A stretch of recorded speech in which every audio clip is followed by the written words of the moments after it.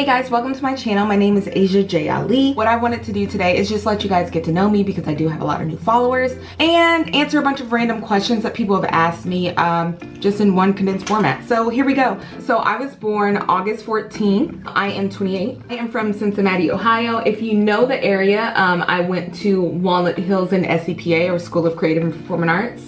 A lot of people always ask me how I got into like makeup artistry and stuff like that. I think really at Performing Arts, I was supposed to be an art major. So I went to a creative elementary school before going to the creative middle and high school. And at the creative elementary school, I remember my teacher helping me with my art portfolio. I didn't take criticism as like being a helpful thing or like thinking like, oh, she's telling me this because I could do it. Anyway, in my art portfolio, if I remember correctly, it turned out super duper good. But because she gave me so much like help and aid, I didn't feel like I did it by myself. I'm like super hyper independent. And so I didn't go into art. That's a very long story for why I didn't go into art. But basically I didn't actually think I could draw until I was in like my mid-20s. I had no idea. And now I draw things like on my face, which is kind of weird. I majored in ballet. I was a dancer, and then I also majored in creative writing, which I actually promptly dropped. If my creative writing teacher actually ever saw this, she'd be like, you did not major in creative writing. Because I just don't like people telling me what to write about. I don't like people telling me how to be creative. It's not like, it's different when you guys like request things on here, but like when people of authority tell me how to be creative, it like really makes me annoyed. I don't know, it's probably a character flaw, but here we are. Even after I didn't choose to go into art, like I'm a very visual person. Like I could look at someone, even if it's not my like personal fashion style, I can look at them and find the beauty in their image and like use that beauty in their image to create another image. Like I get a lot of inspiration from just like walking around, seeing people in cool outfits, even listening to music. I learned the other day, Akil told me this and I was like, what the heck? That not everyone sees color when they listen to music, and I thought that was the strangest thing. Like I'll wear these big old headphones. I love big headphones because they scream, don't talk to me. I know that sounds really antisocial, but I am antisocial actually. So I'll listen to these like big old headphones, whatever, and sometimes like I have like a completely stale face, like I'm not responding to the music at all, but in my brain like I'm imagining makeup looks. So like a lot of the looks that I actually create for you guys I have been imagined for weeks and weeks. It takes a lot of effort for me to make these videos, but it's definitely something that like I think it feeds my soul. So that's basically it. I got into art in college. I actually had stopped for a few years because I moved to California. My degree also is in microbiology. I'm a manager of a microbiology lab. So now I kind of just have like more mental space. When I first moved to California, I was doing a lot of overtime at my jobs. And I just did not have like the ability to give more to other avenues of my life. But now after the pandemic, and I was like, oh my God, I was putting way too much energy into certain things that didn't necessarily feed my soul. Now I've just completely changed. Now I just do my job, I go home, and then I do what I want to do. I'm gonna look insane in this video because I just have so much to do, okay? I have so much to do. I don't even have time to do my hair later. So we are going to put on this little doodad. So me and my husband got married in November of 2021. We have been dating since my senior year of college. And we have been together for like 8 years.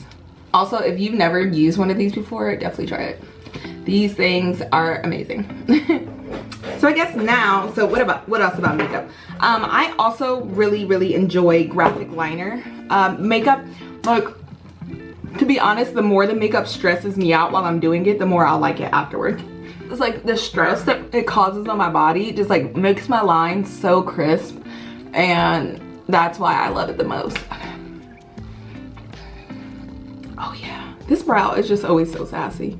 It's okay, over time I'll fix them. These are not even, they are like distant cousins. So a lot of people always ask me like how do they become good at things like graphic liners or like even like very intricate looks.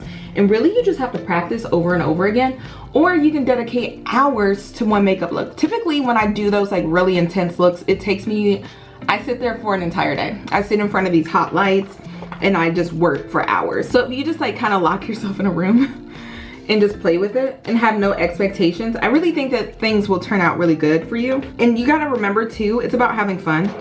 Even if it's kind of ugly, it's part of the journey, right? And I think another thing that I've learned, and it's probably another reason why I genuinely love doing this, is because I kind of love making mistakes. Like, if you don't make mistakes in life, then how do you possibly learn? And like, we're all new to this planet. We're all, you know, still figuring out our emotions. We're still figuring our character out. We're still figuring out so many different things. So I feel like art in general gives me the ability to not only make mistakes, but like quickly learn from those mistakes. Like, that's so nerdy. I'm crying because I love art. That's crazy. So if you want to learn how to do makeup, try it, okay? If you end up trying it and you hate it, it's fine. It's part of the journey, and I think that anybody can have fun with makeup, no matter what level that they're at. So I guess I could tell you like the basic about me too. So I am the eldest of 5. I had to think about it, I had to count everybody. I'm the eldest of 5. I have 3 little sisters and 2 little brothers. My parents were teen parents actually. They had me when they were 15 and 17, or technically 16 and 18. I think I'm one of those people who like is super like insane and thinks that they could do like almost anything. I think it's because when I was younger, I feel like I had a lot of people around me who told me like I couldn't do certain things for any like unknown made up reason. And for a really long time, like I believed those people. I allowed them to damper like my perception of myself. But then I moved across the country, right? Away from all of those influences, all those people that I knew. And I realized, I was like, oh my God, all that stuff was made up. I was like, wait, none of that was real. None of that was real. Those were actually just like projections. And I'm not saying like not to listen to other people. Obviously, opinions are like butts. Everyone has them. Sometimes those butts are good butts, and sometimes those are really crappy butts, you know? I feel like I've learned a little bit more about self-confidence and at least listening to other people without not listening to myself. That's what I learned. And so that's why now I just operate on complete delusion. I'm like, I can do this until I prove I can't. And then if I can't do it, I need to figure out why I can't do it. And do I really want to do it? Because sometimes, most of the time, the reason you can't do something is because you are stopping you. So that's what I learned. Why don't I have kids yet? Like everyone else. I don't have kids yet because my siblings, there's a 7-year age gap between myself and my little sister. And I had to, you know, as the older sister of a lot of like minority families, or just families in general, I guess, I don't really know, but I am Black. I spend a lot of time like helping my mom with my sisters and my brothers, and it's not like I didn't enjoy those times. Like, I love my siblings, they're adorable. I think they're kind of like the cutest little humans I've ever experienced in my life. But I learned really early, and then having really young parents, I learned that kids are a ginormous responsibility. I think it's more of a privilege to have kids. And I just don't think I'm ready for that privilege yet, because I'm still a tiny bit selfish. And I know that there's no such thing as a perfect parent. I am highly aware of that. But I just want to make sure I'm in the best position possible when I do decide to have kids. So that's it. No babies for me. Sometimes I convince people that I'm an extrovert because I get these random like bouts of like extreme, I have so many things to talk about-ism, right? But it only lasts truly for maybe an hour, okay? If I'm drinking, maybe 2 hours, 2.5 hours if I'm feeling frisky. And it's not like I don't like people, I just have a very calm resting stage. So if you ever see me in real life and you're like, oh my God, she didn't talk to me that much, or she didn't seem like she as bubbly as she does in her videos, what happened? Maybe she's kind of mean, she's not like that in real life. No, dude, I'm not really an extrovert. I mean, I'm a microbiologist. That's so nerdy, right? Fun factoids. Bye, Asia. So yeah, I'm an introverted person. If you meet me and you like want to talk to me, feel free to talk to me. It's fine. I'm actually like really nice, so even if I don't understand like what's going on, I will still smile at you. I try to avoid awkward situations at all costs though. So like if you're just staring at me, you're probably gonna make me nervous and I'm gonna like walk away. So please just say hello because I'll be scared. Okay, this highlights my jam. It's kimchi, by the way. I also have an affiliate link for kimchi use this code. I forgot what code it is, oh my goodness. Use this code and you get some money off of your purchase. So, woo, thanks kimchi. Another fun fact about me is I actually used to have a business, so it was called Cam Morgan Boutique. I think we started it in 2019 and it ended shortly after the pandemic started. I am actually gonna do a video about that just because I think it's very helpful. And I told you guys earlier in the video, I enjoy learning. I think learning is a part of the life experience that nobody truly talks about. And I believe that me losing my business was kind of one of the biggest learning opportunities I've ever had in my life. I'll probably make a part 2 about that. Let me know if you have any questions specifically about the business. It was a clothing and makeup business. Akil's in the shower, so if you hear him randomly screaming song lyrics, I told him I was recording, but he doesn't listen to me really. We're just, oh my god, my husband's a Leo too, so like if you're into zodiac signs, like he doesn't listen to me. If that's what you want to know, how it is being a Leo conversation or relationship, half of the time he doesn't listen to me, so half the time I really just don't like tell him things. I'm like, he'll figure it out when he fails, because if I say something, like more than likely it's right. Like I had to argue, he contemplated us getting a new bed for like 2 years before we actually bought one. I'm like, your back hurts every single night, all you do is complain, why is this still something we're talking about, dude? He's like, I don't want to spend money. My dude, we just had a wedding. This mattress is not gonna break the bank. Oh, maybe I'll put this on. I've never used this. I bought this Fenty matchstick. It's supposed to change to your pH or something like that. Let's see how this goes.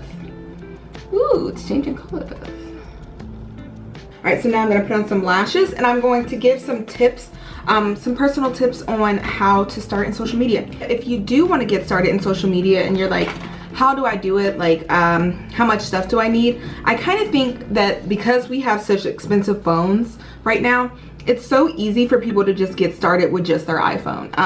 I think people get stuck on the aesthetics of like having money and having a lot of